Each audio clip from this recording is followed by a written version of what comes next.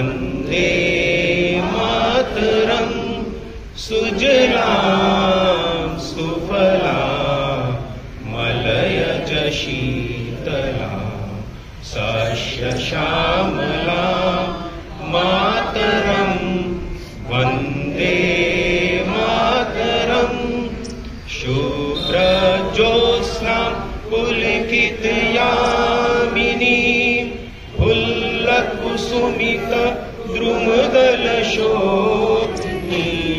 सुहासिनीं सुमधुरभाषिणीं सुखदां वरदां मातरं वन्दे मातरं वन्दे मातरम्।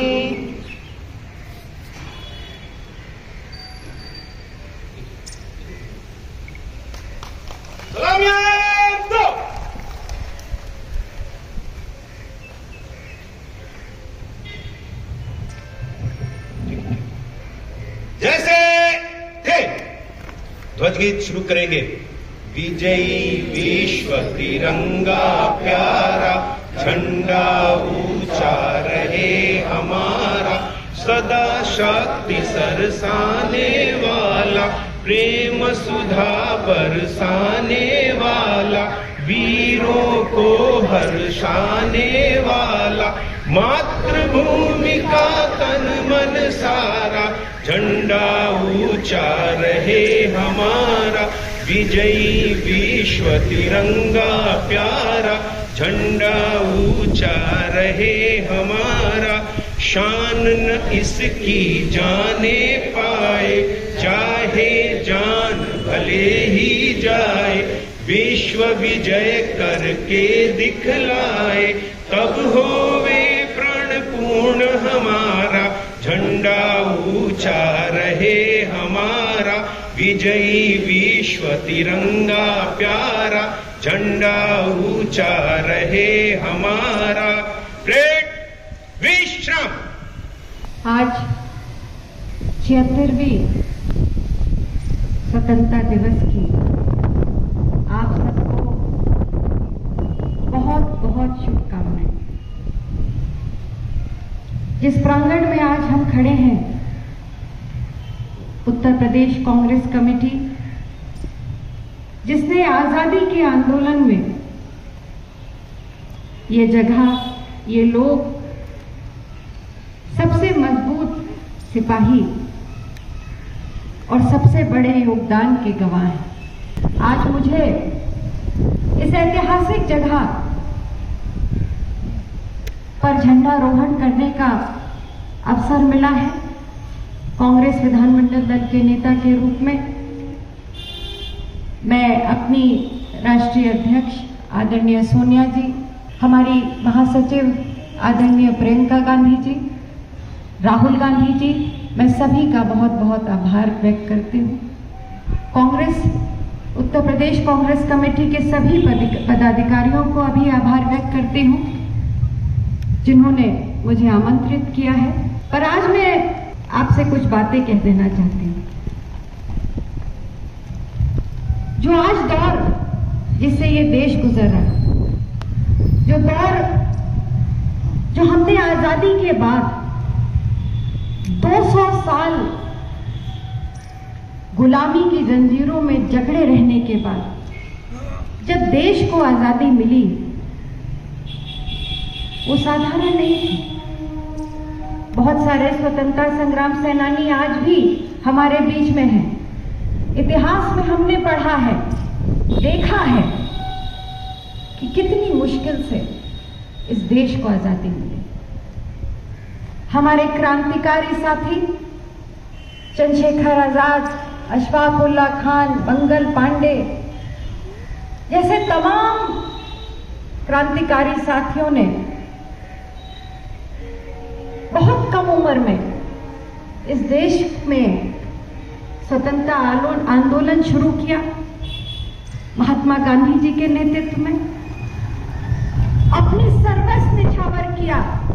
हमारे सभी शहीद क्रांतिकारी साथियों ने, सर्वप्रथम मैं उनको भी अपनी श्रद्धांजलि अर्पित करती हूँ। पर याद कीजिए, जिस आजादी के लिए गांधी जी कई बार जेल गए, पंडित जवाहरलाल नेहरू जेल गए, सुभाष चंद्र बोस जेल गए, बहुत सारे साथियों को फांसी की सजा मिल गई, पर किसी ने भी आजादी के आंदोलन को कमजोर नहीं होने दिया। सब कुछ लुट जाने के बाद आजादी हमें आज मिली है, हमें इस पे गर्व होना चाहिए। आज विश्व की सबसे बड़ी अगर लोकतंत्र कोई है तो वो हमारा भारत देश। क्या छोड़ गए थे अंग्रेज? आजादी के बाद 1947 में 2 टुकड़ों में विभाजित देश, भूखमरी, गरीबी, बेरोजगारी, पर हमारे पहले प्रधानमंत्री पंडित जवाहरलाल नेहरू के नेतृत्व में, बाबा साहब भीमराव अंबेडकर के नेतृत्व में इस देश के नवनिर्माण की जो नींव रखी गई, उसी ने आज भारत देश को एक महाशक्ति के रूप में स्थापित किया। जिस देश में एक सुई नहीं बनती थी, आज भारत देश में अपना मंगलयान हमने अंतरिक्ष में भेजा। क्या ये साधारण उपलब्धि है? जहां हम अपने लिए अनाज नहीं पैदा कर पा रहे थे, अपनी जनता को नहीं खिला पा रहे थे, भारत देश आज जनता को भी खिला रहा है, देश के लोगों को भी खिला रहा है और निर्यात भी कर रहा है। आज जब IIT बने, IIM बने, एम्स बने, ये किसकी देन थी? ये कांग्रेस पार्टी की देन थी, हमारे उस नेतृत्व की देन थी जिसने एक सशक्त भारत का सपना देखा था। हमें कृतज्ञता व्यक्त करनी चाहिए कांग्रेस के उस नेतृत्व।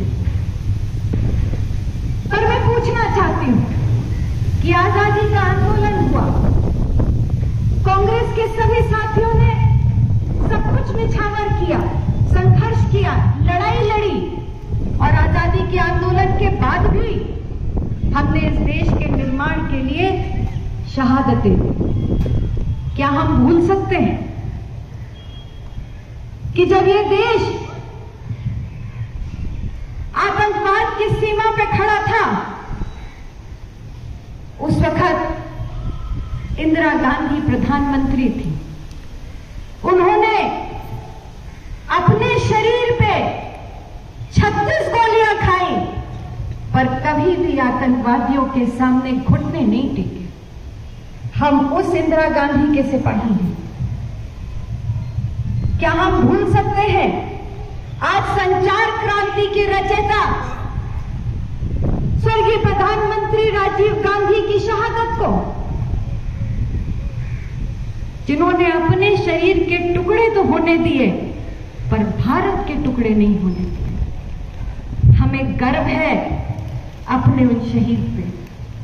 हमें ऐसे नेतृत्व गर्व होना चाहिए जिन्होंने हमेशा राष्ट्र प्रथम की भावना को आगे रखा। पर मैं सवाल भी पूछना चाहती हूं उन लोगों से, उन पार्टियों से, खासकर भारतीय जनता पार्टी से, कि जब हम आजादी के आंदोलन में कि इस आग में जल रहा था देश, तब वो क्या कर रहे थे? अंग्रेजों की मुखबिरी।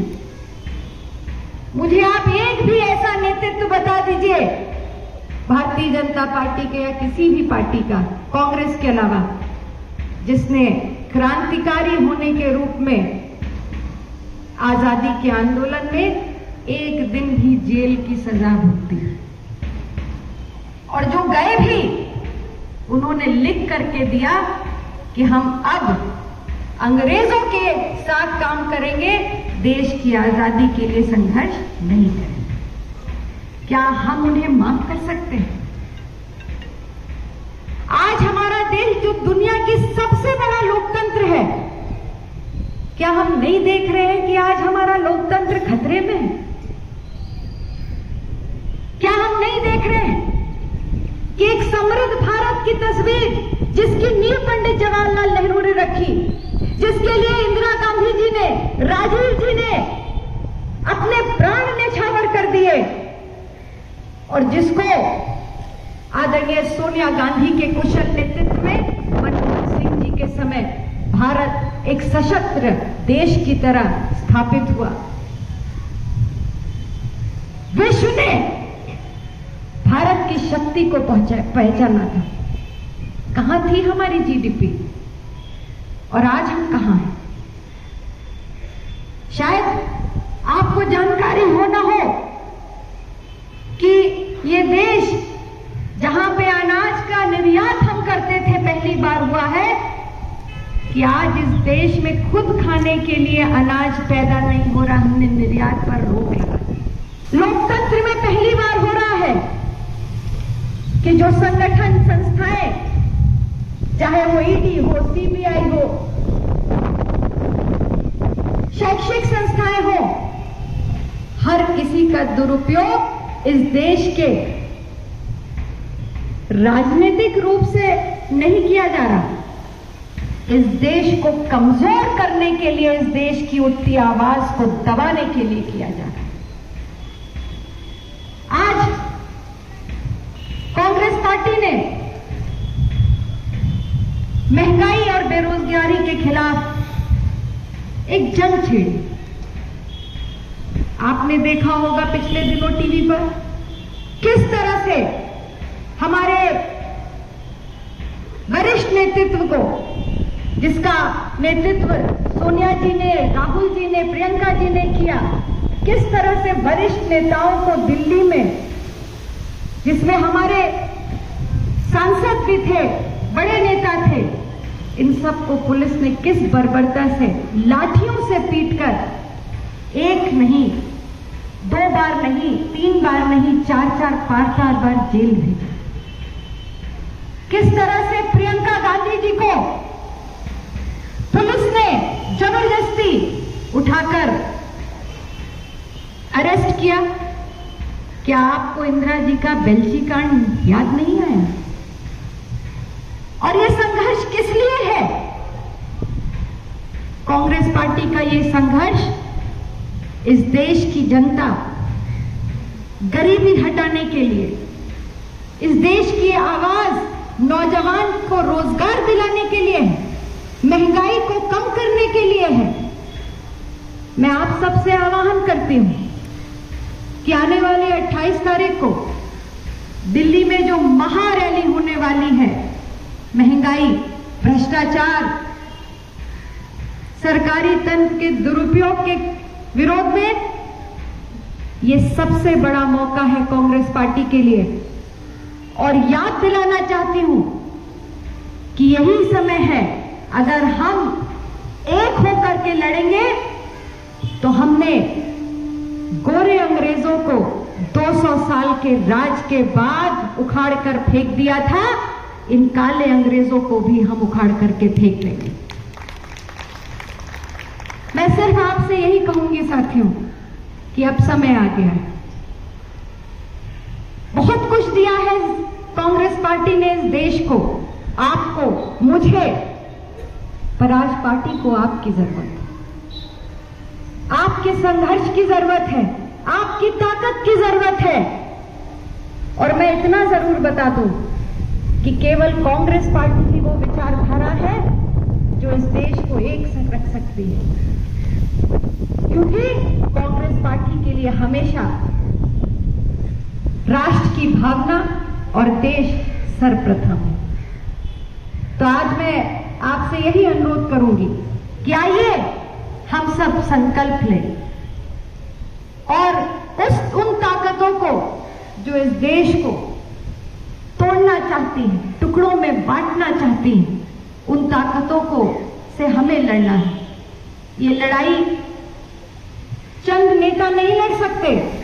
ये लड़ाई तभी लड़ी जा सकती है और जीती जा सकती है जब गांव के अंतिम व्यक्ति तक हम पहुंचकर इस भावना को मजबूत करें।